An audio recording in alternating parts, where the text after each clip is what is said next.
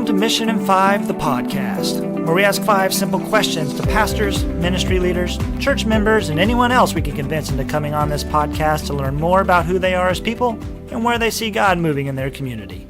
This is episode number 5, and I'm your host, Greg Mamula. Today we're speaking with Carissa Smith, who is a member of First Baptist Church in Scottsbluff, Nebraska. Carissa is deeply involved in a variety of ministries at First Baptist Church, but most notably, she is the coordinator for the Firefighter Ministry, which she's going to tell us a little bit more about later on in the show. Welcome to the podcast, Carissa. How are you doing today? Good. How are you? I'm doing all right. Well, the format of the show is pretty simple. We ask 5 simple questions to ministry leaders like yourself to learn more about who you are and where you see God moving in your community. So let's just jump right into the questions.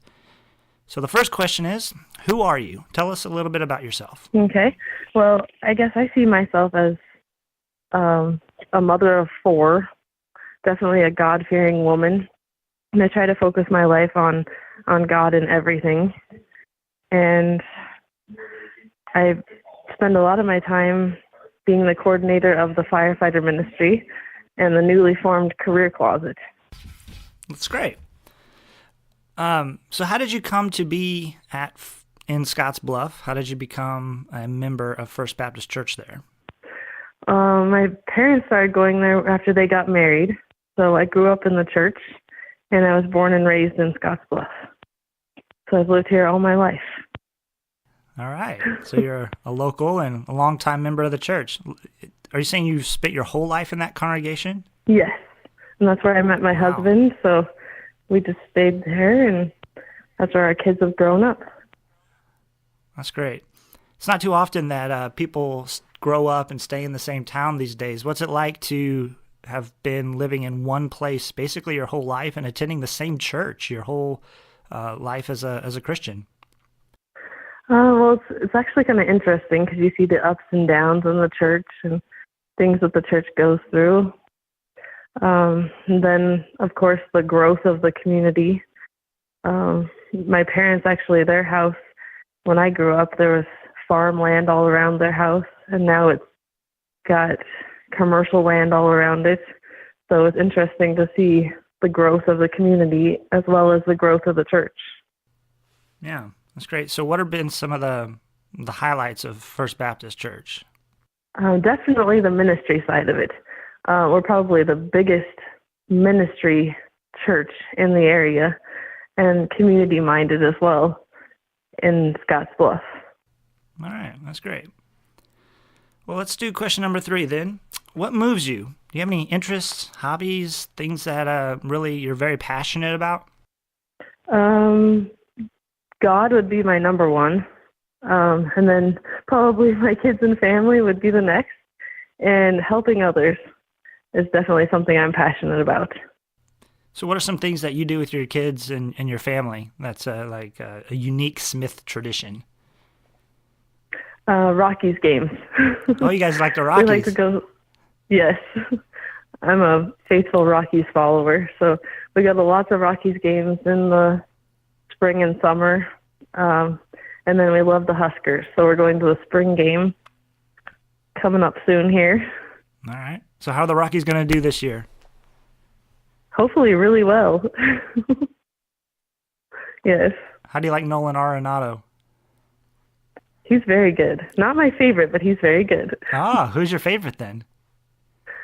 I would say Chuck Nasty, they call him. He's my favorite. Yes. What position does he play? He's an outfielder. Okay, yeah. Well, not everybody knows those things, so I'm just throwing it out there for everyone. I'm a big baseball fan myself, and I like the Red Sox, and I follow all the games pretty closely, and I think the Rockies are going to have a pretty good year this year. So, I think so, too. That's great. All right, question number 4 then. Tell us about your ministry. What's happening at First Baptist Church in Scottsbluff? And then tell us a little bit more specifically about what's happening with your firefighter ministry and your career closet involvement. Well, I'll just start with the career closet since it's the most newly formed. Okay. We saw the need for people who have had like a low point in their life and needed to get a job and really had no place to have clothing. Maybe they've been on the street or come from a recovery center and needed to have the clothing to go get a job. Maybe they've landed an interview, but they didn't have any clothing to wear to that interview other than jeans and a T-shirt. Mm-hmm. And we get lots of donations for the Firefighter Ministry already. So we decided to take the clothing that was more workwear, interview wear, and put those to good use. We have a men's and a women's career closet separated right across the hall from each other. And it's been put to very good use. And I would say statistically about 80% of the people who have used the career closet have gotten the job. Wow. After they've gone through the closet, through the interview, and then they've come through and gotten the job. Well, that's great. How do you follow up with them? We partner with different agencies in the area, and they'll send them to us. They'll get the clothes, and then that agency will give me a call and say, hey, so-and-so got the job. They didn't get the job. Can they come back since they got the job and get another set of clothes for the job? So that way we have that follow through with the people. Yeah, that's a really good ministry. Appreciate you guys doing that. Do you know roughly like how many people have come through the career closet since it started? Since it started, we're close to about 100 people. Wow. So you're saying that 80% is roughly the success rate of people getting the job after using the clothes from the career closet. So you've been a part of putting 80 people to work in Scottsbluff. Yes. That's amazing. That's a great ministry. It really is. It was kind of a on the whim type of thing. Mm-hmm. And I wasn't really sure how it would take off or if it even would, but it really did once people heard about it, and people were really generous giving us their clothing, and it just keeps on going. So I'm glad God provided that, and we'll just let it keep working. So is that does it have hours? Is it open certain times of the day, or is it just as needed? People come by and pick out what they need for their coming up interviews? It's as needed and by appointment, and there's several of us that can meet with the person. So it's kind of nice to have the help there with other ladies, and then we have a couple guys as well. Yeah, so there's a series of volunteers. It's not just you by yourself. No, there are several people. And how do they contact you? Is it just through those agencies, or is there a way to contact you directly to say that they need help with job interview clothes? They can do it either through one of the agencies, or they can just call me directly. We just use my cell phone number so that there's one number to call. Mm-hmm. Yeah, right. And they can just call that. Mm-hmm. Tell us a little bit about the Firefighter Ministry then. The Firefighter Ministry is really busy, and do you want a little background about how it started? Yeah, tell us how it started. Why did you get interested in that? And then what exactly does it do? Okay. I was actually a firefighter for 12 years, starting when I was 18. And then after a knee injury, I reluctantly stopped. And I kind of thought at that point I was depressed and disappointed, because that's what I thought God had planned for my life, was fighting fires. And I couldn't really see any other way for things to be for my life. But God had bigger plans. And some of my friends from the fire department came to me and said, no, we need something for these people who've had fires. There isn't anything. And I thought about it and prayed about it. And we decided to start up the Firefighter Ministry. And it's really grown a lot. We don't just help with fires, but natural disasters of any kind. We've helped with 2 tornadoes now, tons of fires. I recently had to break it down by year, and it's gone from, this year alone, we've helped with 5. But when we first started in 2012, we helped with 10 that year, just not being really sure of what we were doing. And then we went to 23 in 2013, 20 in 2014, 26 in 2015, 38 in 2016, and 37 last year. So we really kind of expanded a lot. And what we do is we go to the scene of the fire, sit with the families, and just kind of be that advocate for them, to help them, be comfort for them, of course, share God with them, and get them motels if they choose to do that. We have vouchers that we give for food, clothing, help them find a new home, whether it be a rental or a house itself. Just be there for them. That's the biggest thing. Yeah. Yeah. And it can take up to anywhere from 2 days to 2 or 3 months of working with the family. So somebody's experienced a fire, a natural disaster of some sort. You, along with some members of the church and community, arrive at the scene of the fire. Is that what you're saying? Yes. And then you immediately start to walk with them through restoring their lives by providing housing or helping them find housing, I guess. What else are you doing along the way? I understand that when they find rental properties and those sort of things, that you also help furnish some of those spaces? Yes, we keep furniture on hand. And a lot of times, right after the fire happens, people want to donate furniture. We can keep that for them or set up a drop-off point and kind of be the go-between and tell people where to donate that, keep a list of things they already have so the family doesn't have to worry about that, get out to the media what the people need, things like that. Just kind of be the go-between so the family doesn't have to worry about it. Wow.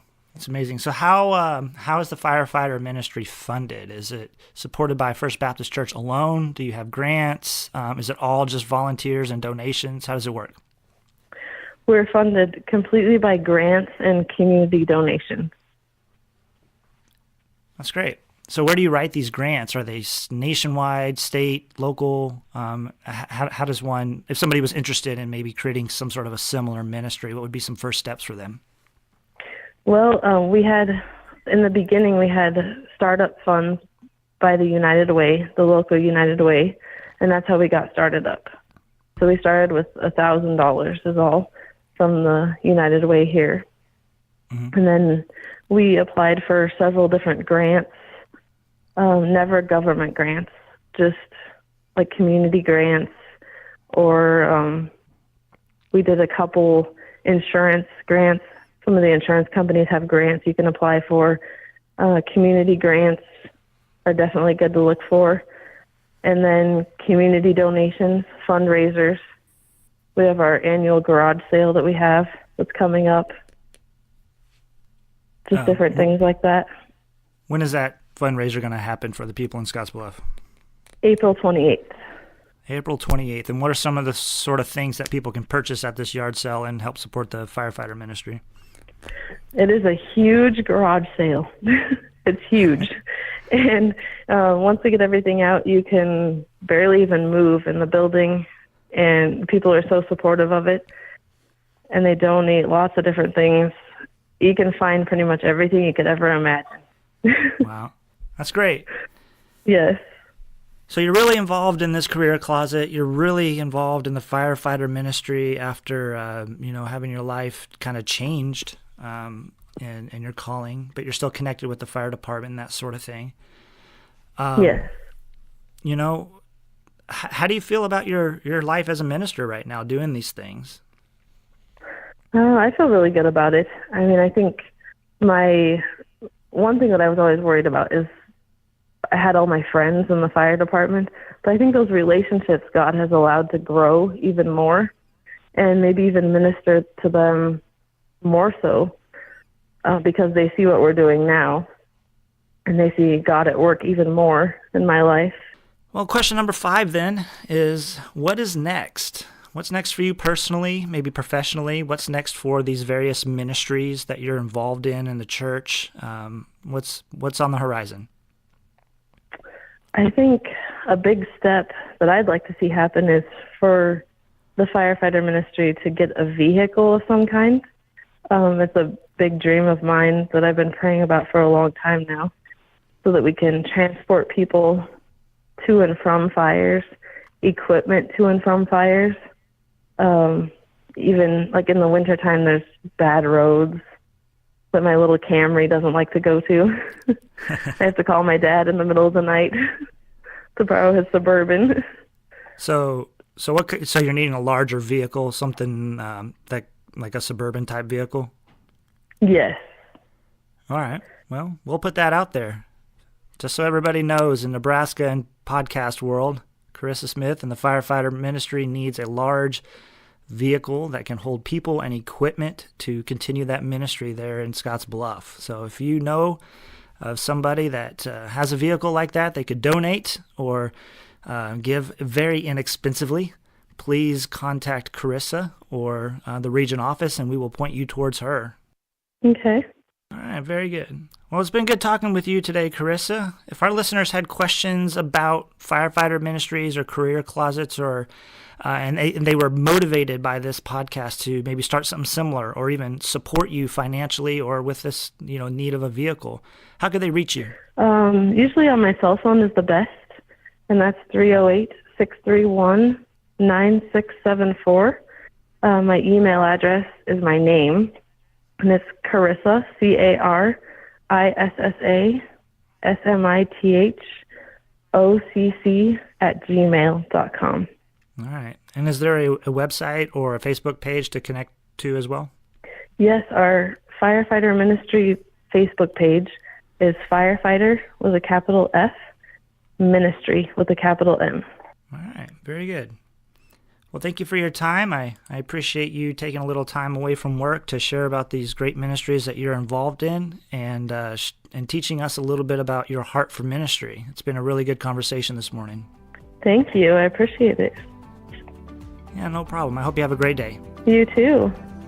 Well, thank you for listening to Mission in 5, the podcast. Keep tuning in as we introduce you to the many ministry leaders and pastors and church leaders impacting the churches of Nebraska and the larger American Baptist community. Check out the show notes for links to First Baptist Church in Scottsbluff, contact information for Carissa Smith, along with links and ways to support the Career Closet and Firefighter Ministries there in Scottsbluff. Be sure to subscribe to this podcast at Podbean, iTunes, and Google Play. While there, be sure to rate and review us so we know how you are enjoying the show. Send us ideas on the types of ministry leaders you'd like us to interview for future episodes, and feel free to support us by giving through our PayPal link at the bottom of the region website, which is www.abcnebraska.com. Have a great day, everybody.